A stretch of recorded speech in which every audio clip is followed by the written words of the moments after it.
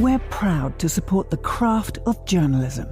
UBS brings you the latest news from around the world with The Globalist on Monocle Radio. Be part of an international network that brings together leading insights, research and technology across 24 time zones and 12 key financial hubs, with you at the centre of it all. UBS. Advice is our craft.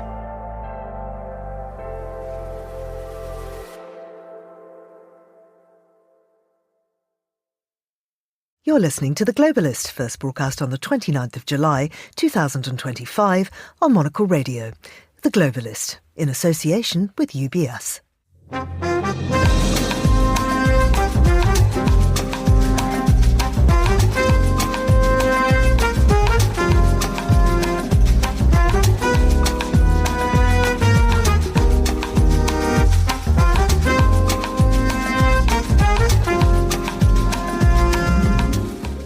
Hello, this is The Globalist, broadcasting to you live from Midori House in London.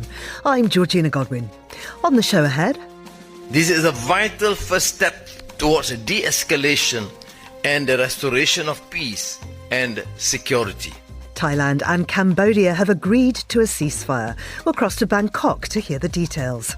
Syria has announced dates for the country's first election post the Assad regime, as Gulf states commit to billions of dollars of investment. Is the future looking up for Damascus? We'll have a roundup of the international papers and hear how France has reacted to the EU-US trade deal. It's not good. Then, a chilling new culture war in Russia. But how far behind is the West? We'll hear from one of Putin's most wanted journalists about why censorship is back, who's being targeted, and what it means for freedom everywhere. Asian chipmaker rivalry heats up as Tesla signs a $16.5 billion deal with Samsung. We'll dig into it and what it means for the Samsung TSMC battle. We'll have a roundup of culture news, plus... They're really the only company that has successfully repeatedly managed to scratch that analog itch. Why Japan is going mad for an unusual camera by Fujifilm. That's all ahead here on The Globalist, live from London.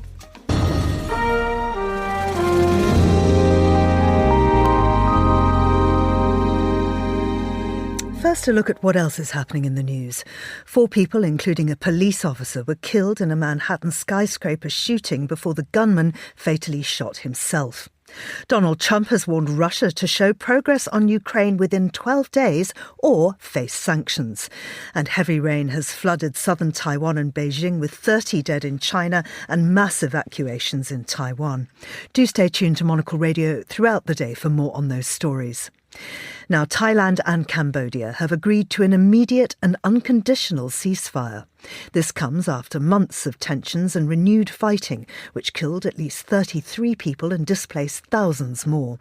The agreement comes off the back of an intervention by Donald Trump, who made a ceasefire a precondition to the country's respective trade talks with the US.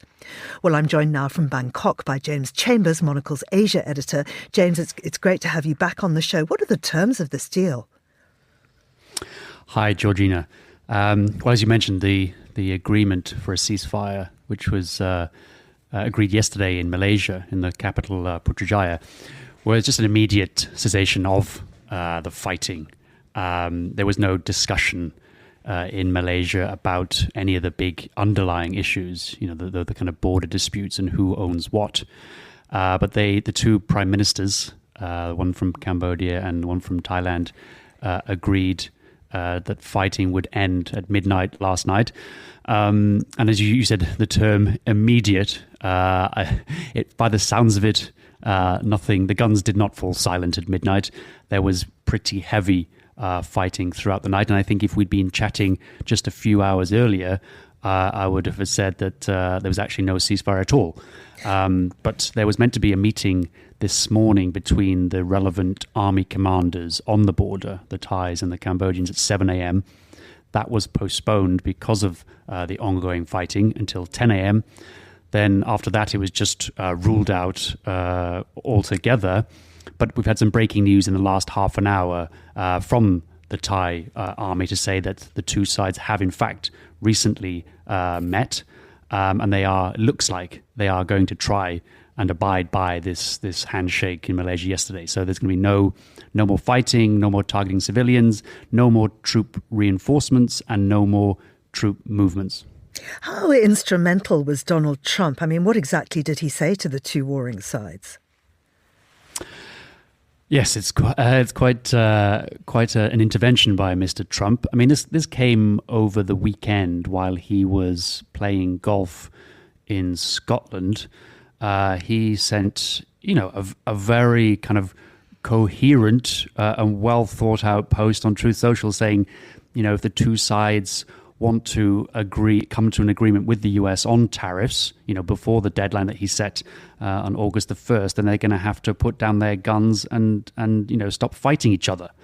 Which is quite a remarkable and welcome intervention from Mr. Trump.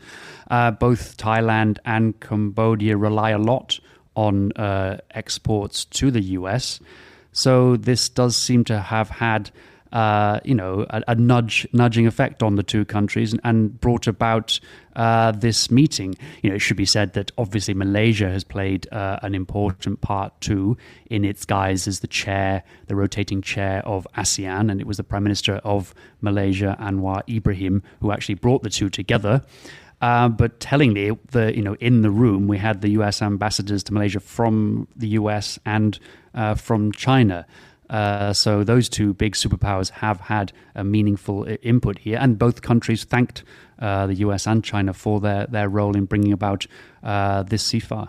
So I wonder if there really is a real desire for peace, or if this is just being agreed to protect from those punitive tariffs.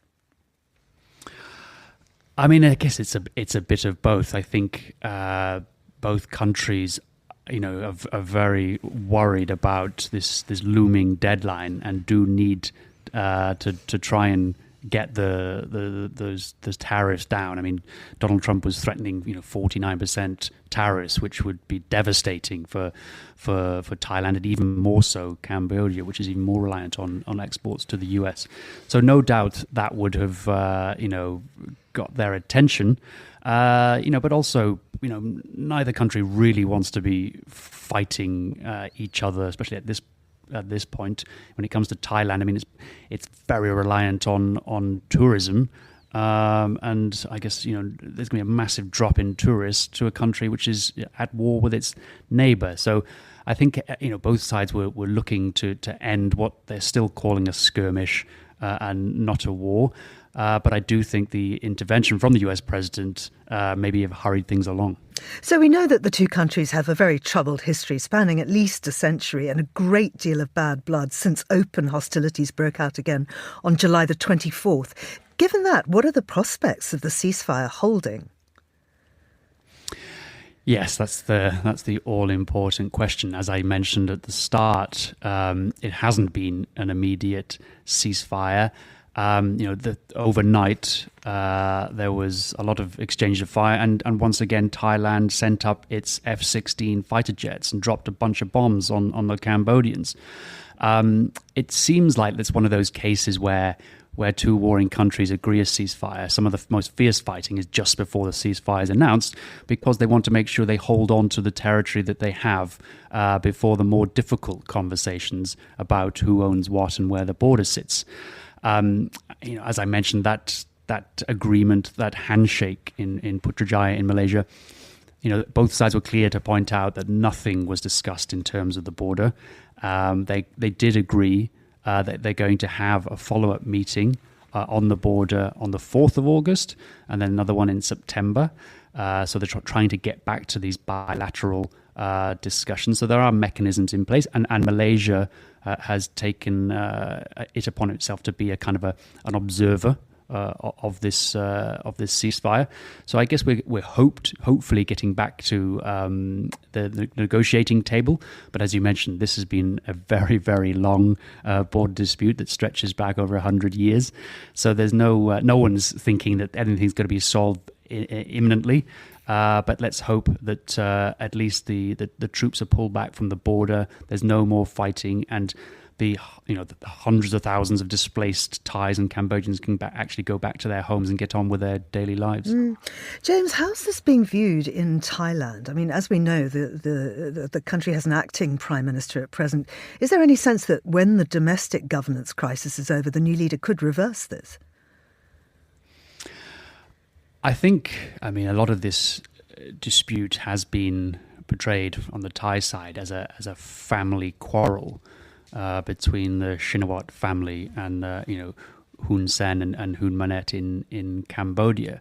So the current Per Thai party that runs the government here, that's the vehicle of the Shinawats, and so they're having to defend themselves from this accusation that this war would not have happened were it not for this kind of family relationship that the Shinawats have with the Cambodian leader, and the fact that relationship has soured and led to this fighting. So they're obviously denying that and saying it has nothing to do with the family ties, but it'll be interesting to see what happens when the courts in Thailand rule on whether Thaksin Shinawat's daughter, who was until recently the prime minister, is allowed to stay on as prime minister, or whether she will be suspended, and who comes in her place.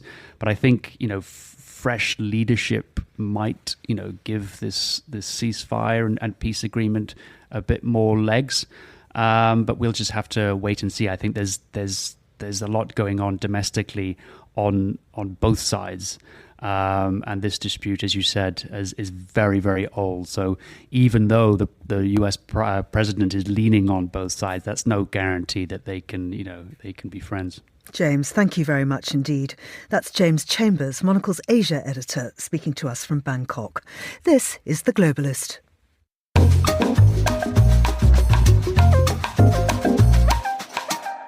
It's 9:11 in Damascus, 7:11 here in London. Some positive news from Syria.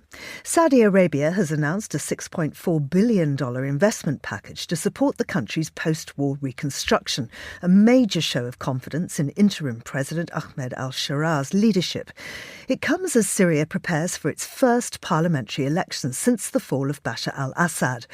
But despite this, recent sectarian violence in the south has raised fresh concerns about the country's fragile transition. Well, joining me now is Hannah Lucinda Smith, who is Monocle's Istanbul correspondent. Hannah, good to have you back with us on the line. When are these parliamentary elections set to take place? So these elections are going to happen, or the voting is going to happen between the 15th and the 20th of September, so in a couple of months' time. A third of the seats in that parliament, there's going to be 210 seats up for election. Initially, there were going to be 150 seats in the parliament. That was extended. A third of those seats are going to be appointed directly by Ahmed al-Shara, the transitional president, and the other two-thirds are going to be voted for by the Syrian people. And what role does the People's Committee play under the interim constitution? How's that functioning as a temporary parliament?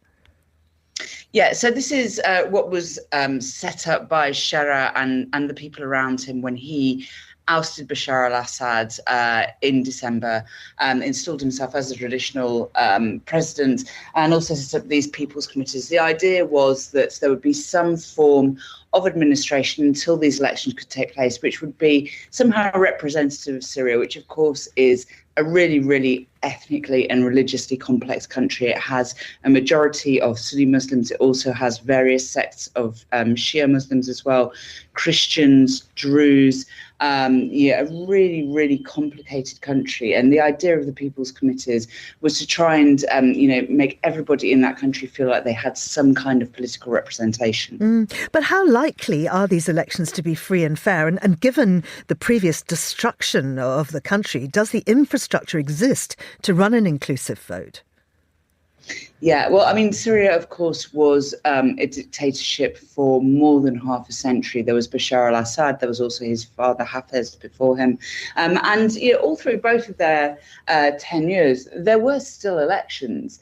they weren't particularly free or fair. You would get Bashar al-Assad being returned, for example, as president with 90% of the vote. These were, absolutely just show elections.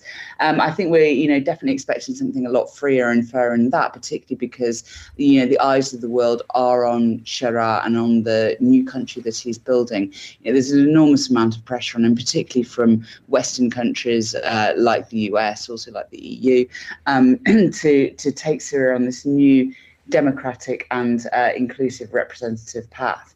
The problem, as you mentioned, is just the sheer level of destruction in the country, infrastructure destruction, the sheer kind of logistical challenge of organising this kind of election when so many Syrians are still outside the country, others are displaced. That's going to be a huge problem in itself. But then the other criticism that's going to come from some parts as well is about Sharia and his intentions for the future. He's always said that he's going to be a transitional president. He's just going to, be the one to sort of bring Syria into this new post-Assad era. But there are Syrians who are somewhat suspicious of his motivations, whether he is able to, truly bring the country through this incredibly difficult period and not just the fall of Assad, but also the kind of sectarian violence that we've seen in the past few weeks as well. Well, let's turn to a more positive aspect, and that's the investment from Gulf countries. What will this $6.4 billion investment package be used for? Do we know which sectors are being targeted and indeed which companies are involved? Yeah, so this is a deal that's been put together by more than 100 companies, Saudi Arabian companies, which are going to invest in Syria. The investment is going to be directed mostly towards real estate, infrastructure, telecoms, IT. Again, these are, the areas which really, really need investment, both in terms of money coming from abroad, also in terms of expertise. It's really sort of difficult to describe just how destroyed Syria is physically. There are whole towns that don't exist anymore. The electricity networks, the sewage networks, water, telecoms, internet, all these things just basically need reconstructing, not even from the ground up. I was speaking to somebody in Damascus when I was there in February about this task, and he said, in a way, it would actually be easier if we were starting from nothing. We're starting from utter destruction. So these are the things that the Saudi Arabian money is going to be put towards. And this is just actually the latest in a series of really big investment packages that have been announced, not only by Saudi Arabia, but also by Qatar, by the UAE, also by the US as well. I wonder how it all fits into the broader Gulf strategy then, and if it's part of a wider effort to bring Syria back into the fold economically. Yeah, I think there's two aspects to this. One of them, of course, is economic. The opening up of Syria post-Assad presents a huge opportunity for countries like Saudi Arabia, also like Qatar, like Turkey, countries that have been on the side of the opposition against Bashar al-Assad pretty much since the start. Also for European countries as well, and for America, they've started lifting sanctions, meaning that Western countries also can start trading. But there's also a political influence aspect as well. For a really, really long time, and particularly since 2011 when the war broke out, Syria was this kind of hub of Iranian influence right in the middle of the Levant. It was part of what Tehran was trying to do, build a kind of crescent of influence going right the way from Tehran through Iraq, through Syria to the Mediterranean. That's been absolutely broken apart by the fall of Assad. And now here's an opportunity for the Sunni powers in the region, particularly Turkey, but also Saudi Arabia, also the other Gulf states, to really influence the direction that Syria is going to take politically. And finally, Hannah, I wonder if this violence in southern Syria will derail either the elections or indeed knock investor confidence. Yeah, it's a really, really difficult time for Syria. I think anyone that you speak to, either Syrians or experts in this region, have always had a level, I wouldn't say cynicism, but reservations about how successful Sharia can be in putting back together this incredibly broken country, particularly given his own past as, an Al-Qaeda operative who set up his group in Syria as an Al-Qaeda franchise. That group did some really, really appalling things during the course of the war, particularly against minorities, against their opposing groups. And, the fear always was from the start is, A, how well-intentioned is Shara? What are his long-term motivations?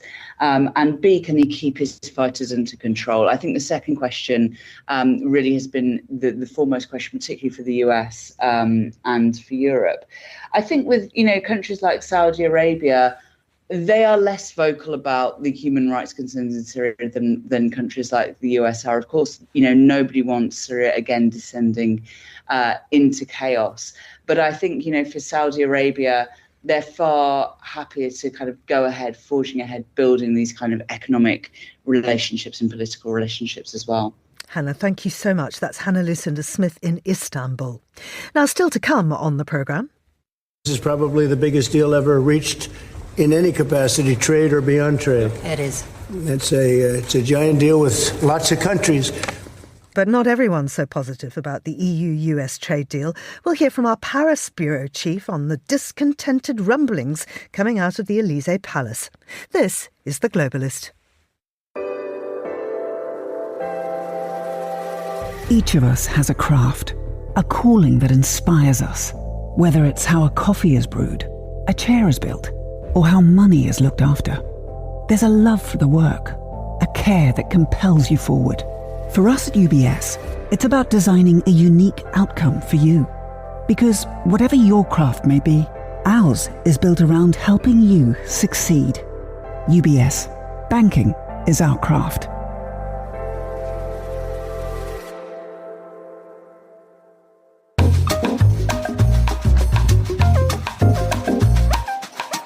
It's 7:20 here in London. You're listening to The Globalist on Monocle Radio with me, Georgina Godwin. And we'll continue now with today's newspapers. Joining me from South Africa, I believe he's in Johannesburg, is Phil Clark, who's Professor of International Politics at SOAS, University of London. Phil, lovely to have you with us, albeit not actually in the studio.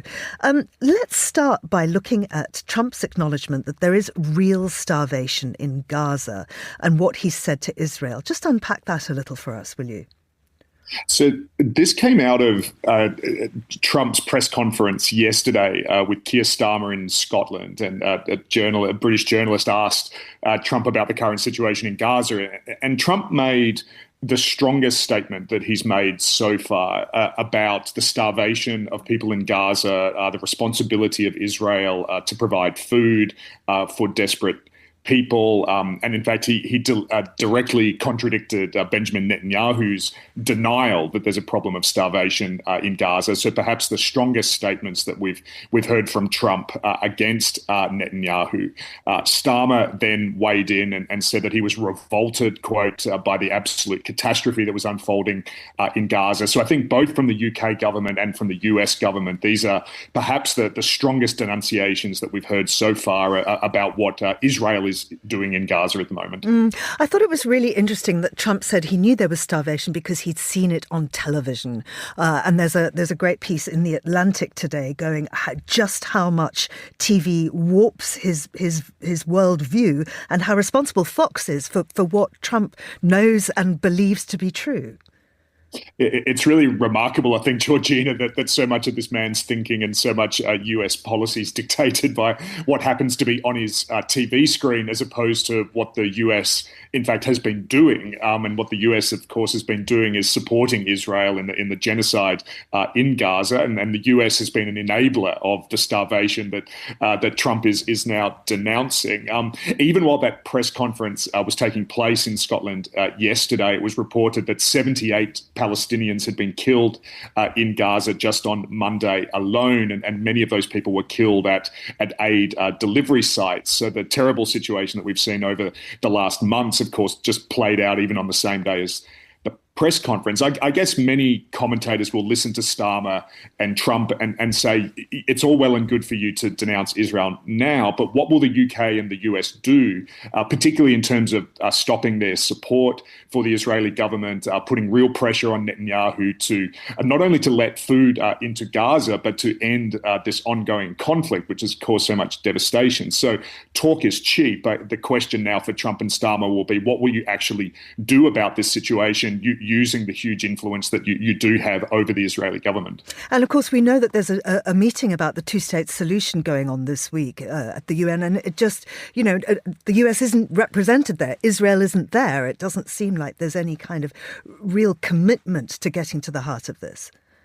No, and I think, again, that points to the skepticism that many people have about what Trump and Starmer were saying yesterday, that it's very easy in a press conference in response to a journalist's question to identify the heart of the problem in Gaza, but it seems to be a completely different thing for these very powerful leaders to actually act. It's interesting that the UK has indicated it probably will support a two-state solution, and there are some reports this morning that the US has in some ways given the green light to the UK to go down that line. The US itself, of course, won't do that because of its relationship with Israel. But it does seem to be significant that the US is perhaps nodding towards France and the UK and other European states that may want to recognise the two-state solution. But a lot does hinge on what happens in the UN this week. And again, talk is cheap. Everybody's looking to see what action is going to be taken. So, of course, on the one hand, he's promising more aid to Gaza, but on the other, he seems oblivious to the absolute chaos and poverty and food insecurity that he's caused by cutting aid to places like Lesotho. Perhaps we need Fox TV to make a documentary about what's going on there, because the country is facing economic collapse after aid cuts and Trump's tariffs.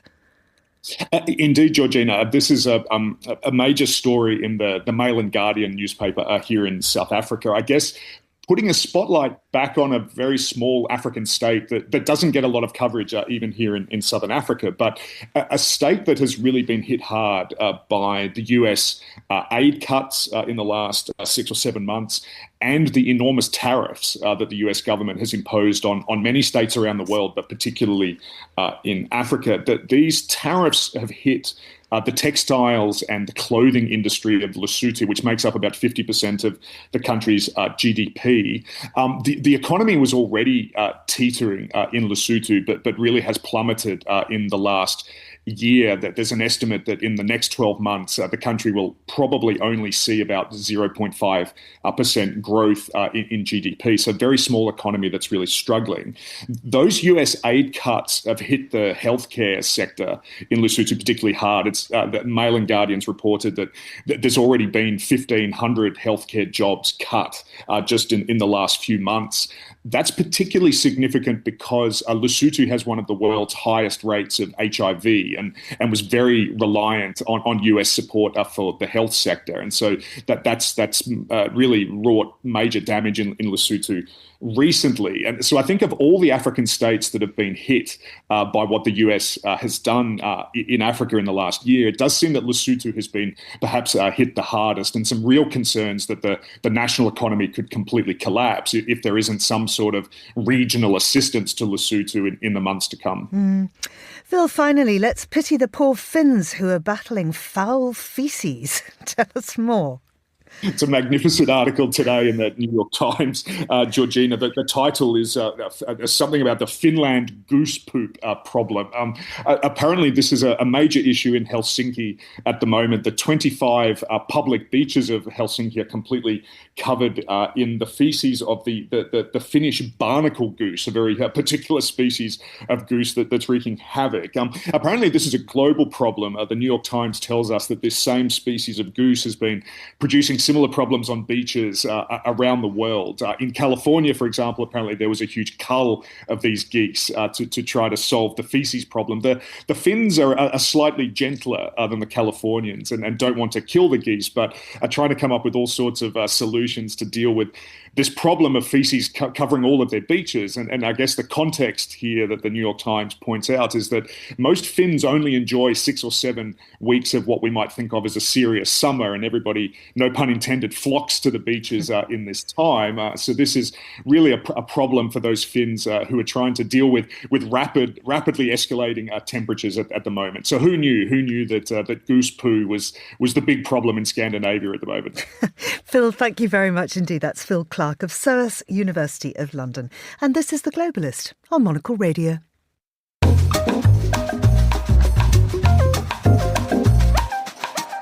Now, here's what else we're keeping an eye on today. A gunman opened fire inside a midtown Manhattan skyscraper housing NFL and Blackstone offices, killing 4 people, including a police officer, before turning the gun on himself. Authorities say the officer had served just over 3 years, while the other victims were all civilians. Donald Trump has given Russia 10 to 12 days to show progress on ending the war in Ukraine or face consequences. The US president is threatening sanctions on both Moscow and its trade partners, signalling growing frustration with Vladimir Putin. And southern Taiwan has been battered by torrential rain for a second straight day, forcing thousands to evacuate and shutting schools and businesses. Meanwhile, flooding in Beijing has killed at least 30 people after nearly a year's worth of rain fell in just days. This is The Globalist. Stay tuned.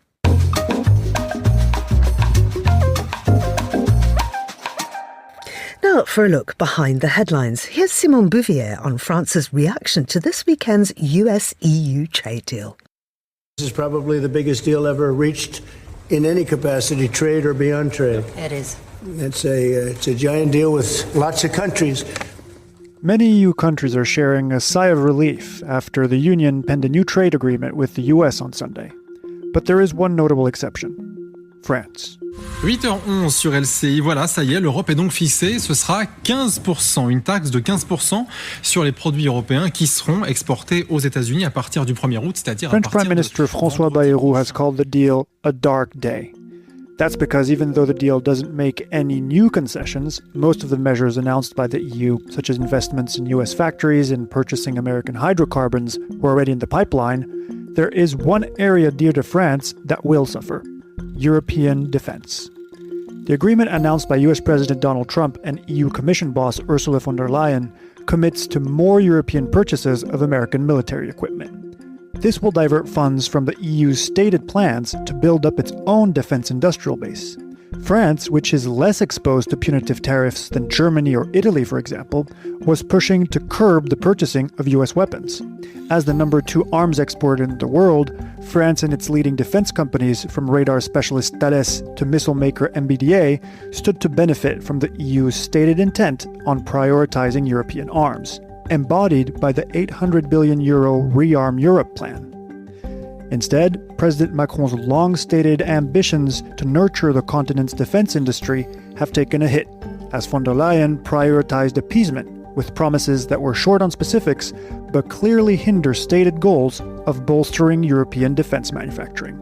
Though it might seem shrewd to hand Trump a political win in exchange for a financial lifeline as European economies continue to be shaky, the French see this as capitulation. That was Simon Bouvier, who is our Paris bureau chief. And for more from Monocle's editors and correspondents around the world, do sign up for our free daily newsletter, The Monocle Minute, at monocle.com/minute.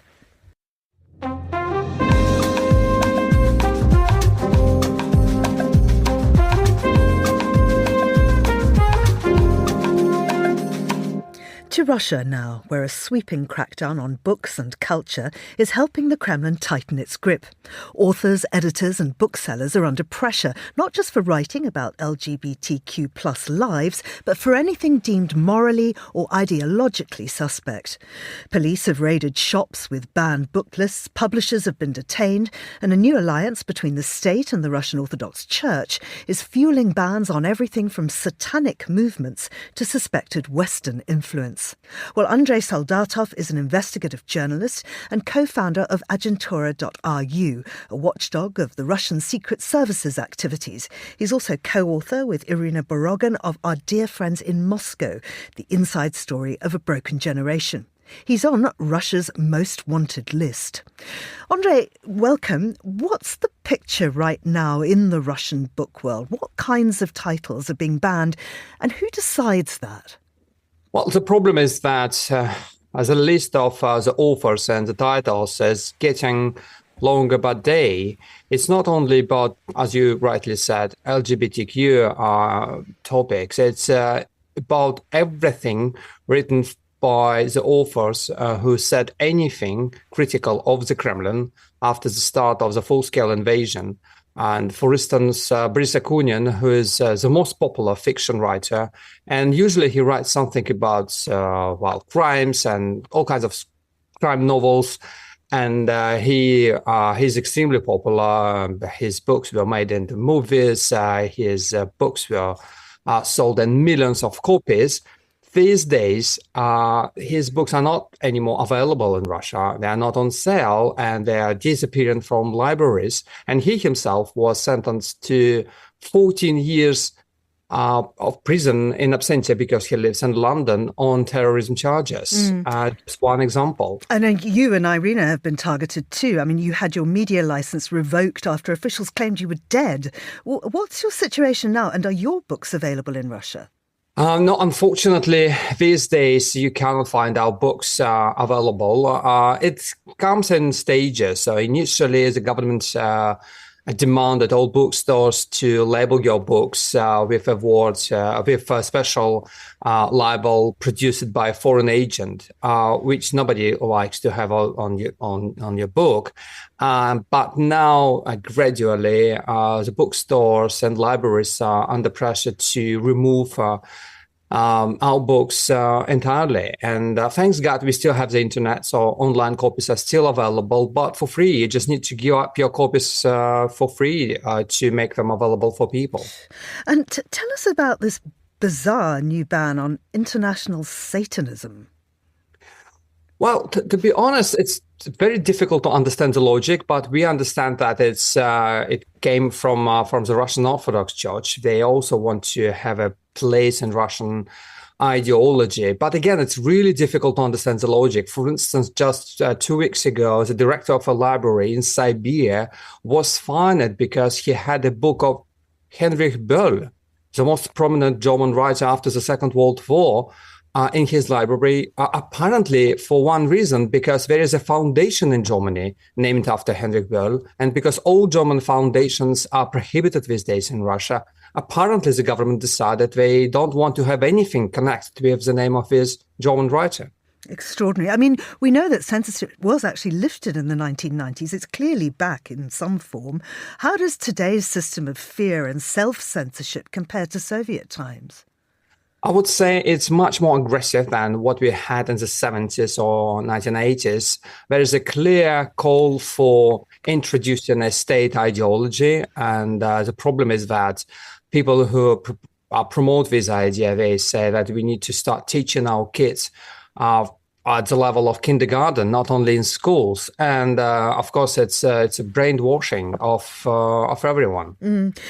And finally, while Russia may seem extreme, I wonder if the gap with the West really is so wide. I mean, we've seen books banned in US schools, we've seen musicians deplatformed, we've seen protests over Gaza shut down in parts of Europe. Do you think that this is a global turn against free expression? Yes, unfortunately, I think that we have the end of the era of enlightenment. And unfortunately, so many people feel offended or pissed off with what the writers or artists might say. And yes, it's a global phenomenon. Andrei, thank you very much indeed. Andrei Soldatov, who's co-founder of Agentura.ru and co-author of Our Dear Friends in Moscow, The Inside Story of a Broken Generation. And do stay tuned because there will be an interview with Andrei and Irina coming up on Meet the Writers. You are with Monocle Radio. IQ, EQ and AI. 3 components key to the craft of innovation at UBS. Because to stay ahead in a rapidly evolving age, you need a partner with decades of experience, endless passion for the work, and a finger on the pulse of leading technologies, bridging human expertise with artificial intelligence, all to elevate you. UBS. Banking is our craft.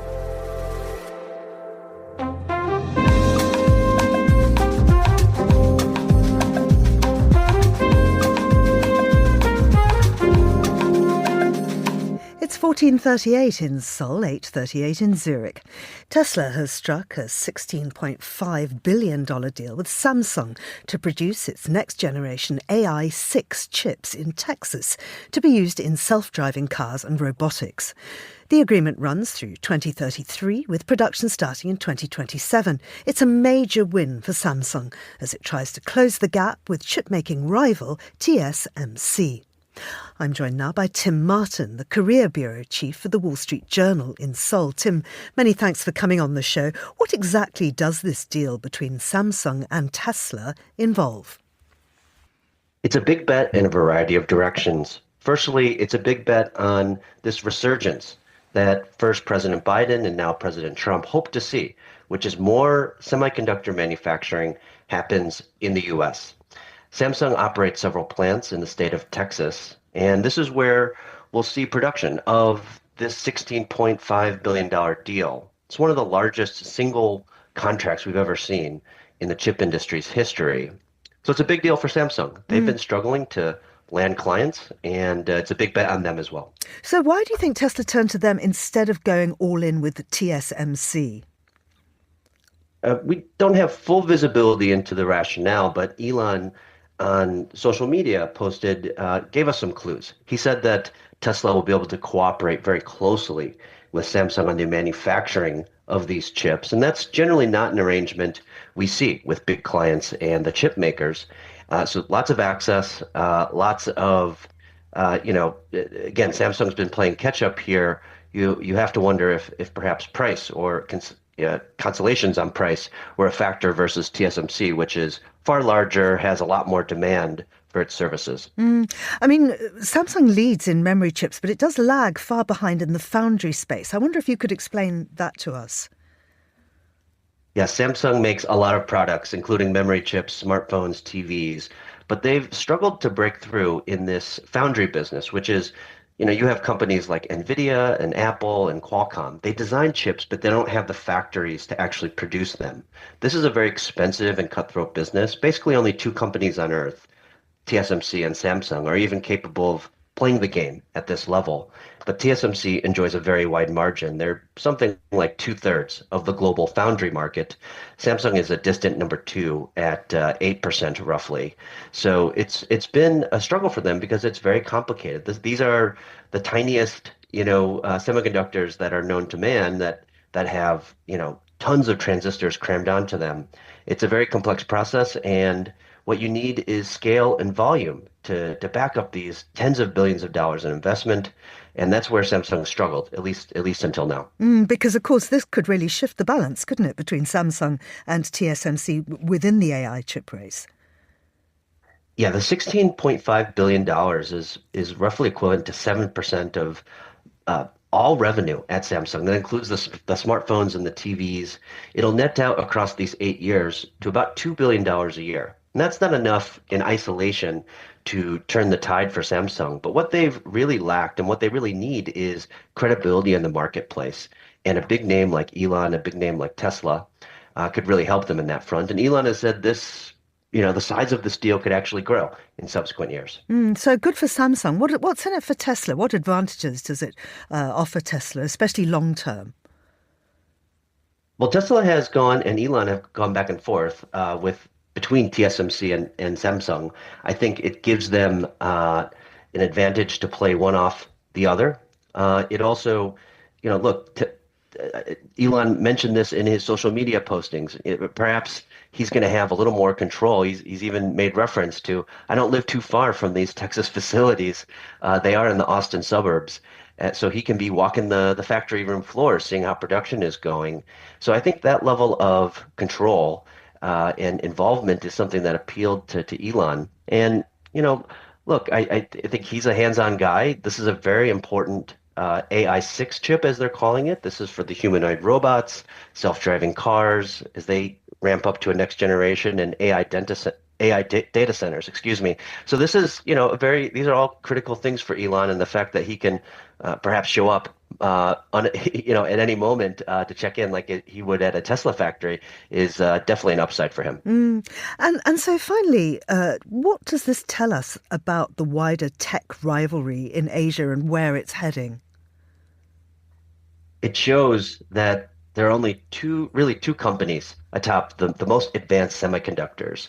And this is a sleepy industry that's slipped into national security in the past several years because there are military applications for this. So there's this broader race happening on between the US and China. And why this single transaction really matters, it's a big endorsement by, again, someone who's close to Trump and Elon Musk, but also on this other alternative. I think the broader tech industry respects and certainly acknowledges that TSMC has these advantages, but there's also concern that too much power, too much clout is held by one company. An endorsement, a partnership between Tesla and Samsung, gives the opportunity for other tech giants to feel comfortable working with Samsung, which again has a pretty big name globally, but they've struggled in foundry. Tim, thank you very much indeed. That's Tim Martin, who's Career Bureau Chief for the Wall Street Journal in Seoul. And this is The Globalist on Monocle Radio.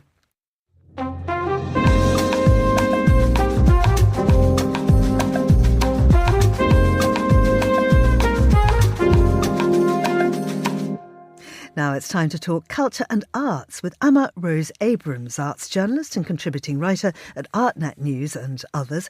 Amma Rose, welcome back to the show. Freeze is coming. Give us the details.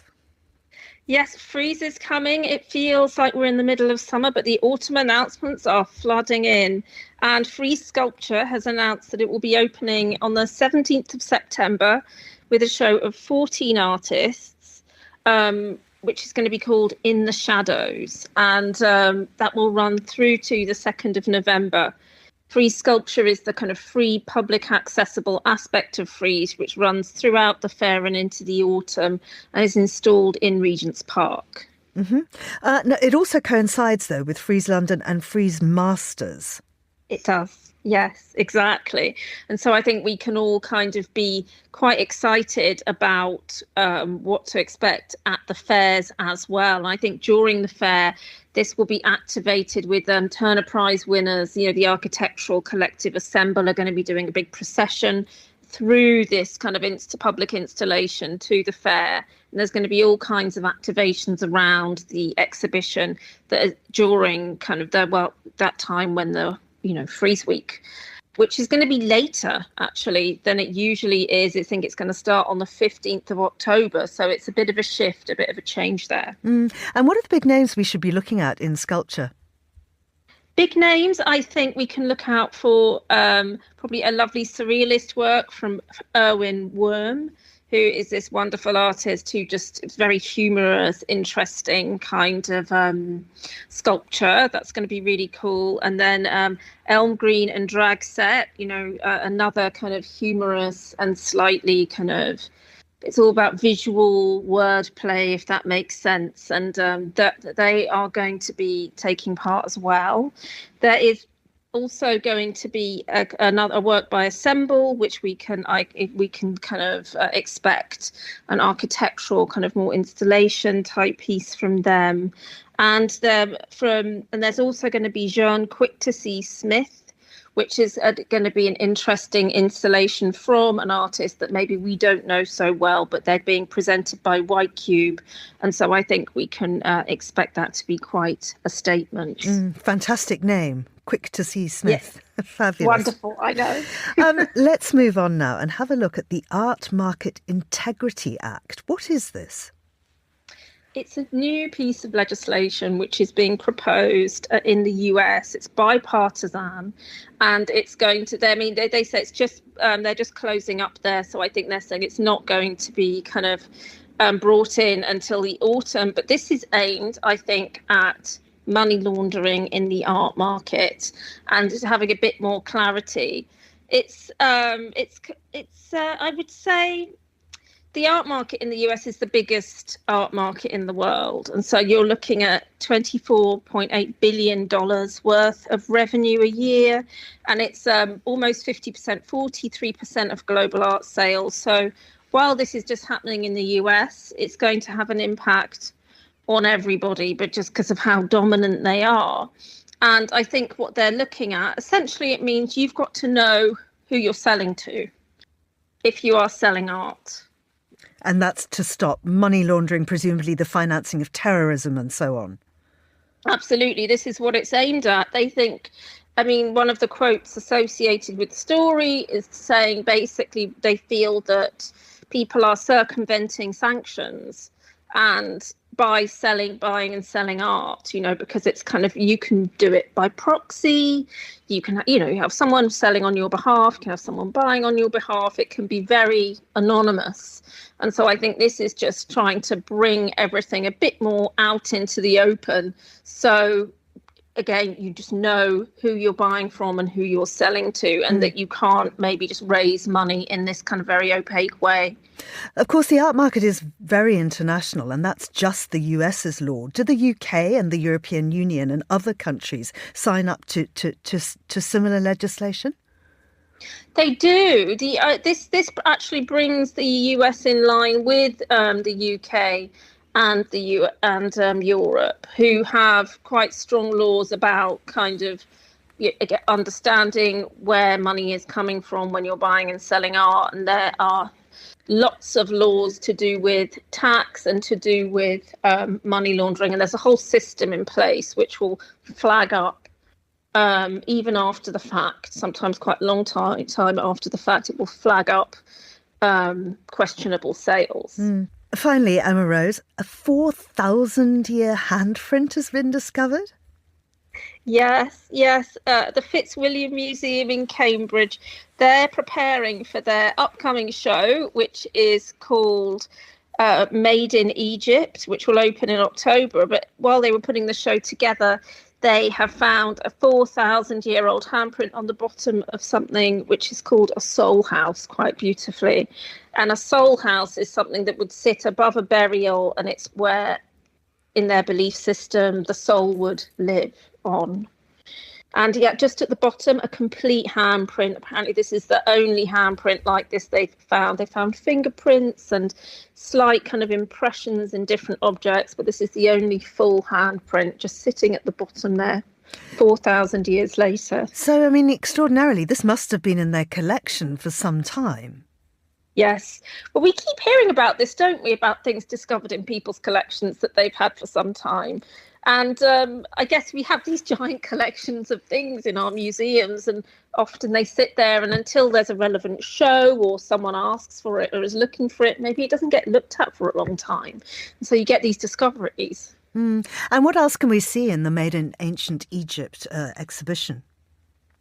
They haven't announced all the objects, but the Fitzwilliam has a really wonderful collection of Egyptian items and artifacts on view anyway. They have a selection of mummies, items from different burials and tombs that I've seen visiting the museum. And so I can think that all that they're going to do is tap into more of these unseen items from behind the scenes that they have, which I imagine is going to be a lot, and kind of bring that out for a show that we can all actually see. And of course this also takes us back to the discussion of who these treasures really belong to, because Egypt itself is about to open its major new museum.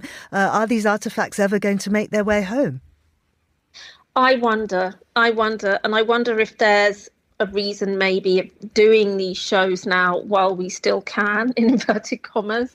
Because obviously, again, the Grand Museum, everybody is just waiting for this museum to open. What we've seen of the museum is so striking, beautiful, high-tech, state-of-the-art. There's really no reason for us to keep these objects, especially if they're out of view in the UK. And so, yes, maybe it's a question of let's have shows now while we still can. And then in the future, who knows where these objects may live. Emma Rose Abrams, thank you very much indeed. You're listening to The Globalist on Monocle Radio.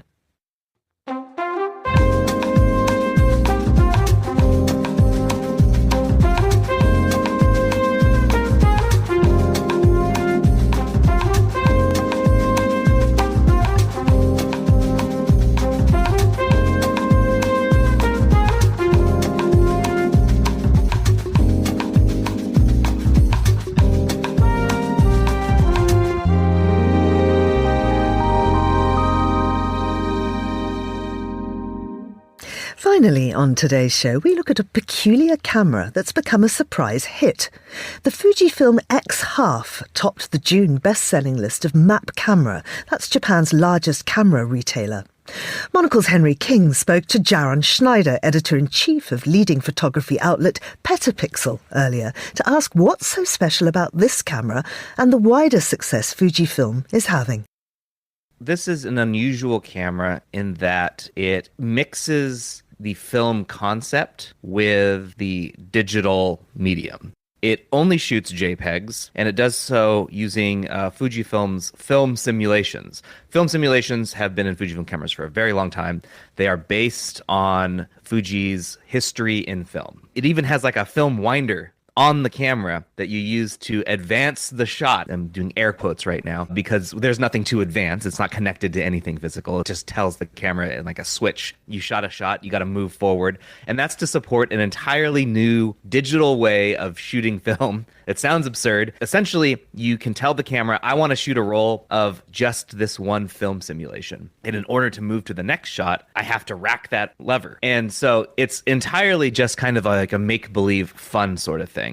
And it shoots half frame, which is in film style. You'd shoot just half of one 35mm frame. The viewfinder's oriented in portrait as opposed to landscape. And it's designed to just be fun. And I think it's popular in Japan, which is what we're looking at here, Map Camera. One of the few in the world that actually tells us what people are buying, which is why we look at Japan. We don't really get that information out of Europe or the United States.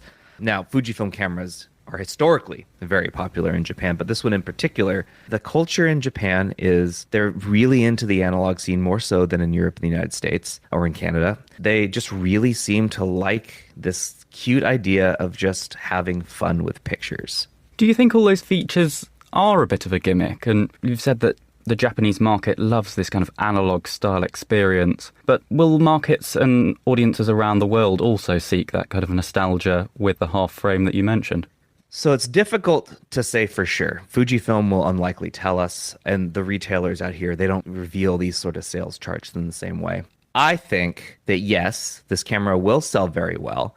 It's not going to be like the smashing success of like an X100 series. For those who don't pay attention to photography, the Fujifilm X100 the sixth generation of this camera, was released last February, March was when pre-order started. They only started actually catching up within the last month or so. That's how popular this camera was. Basically, as soon as they made one, it went to someone who pre-ordered it. And this was a global issue.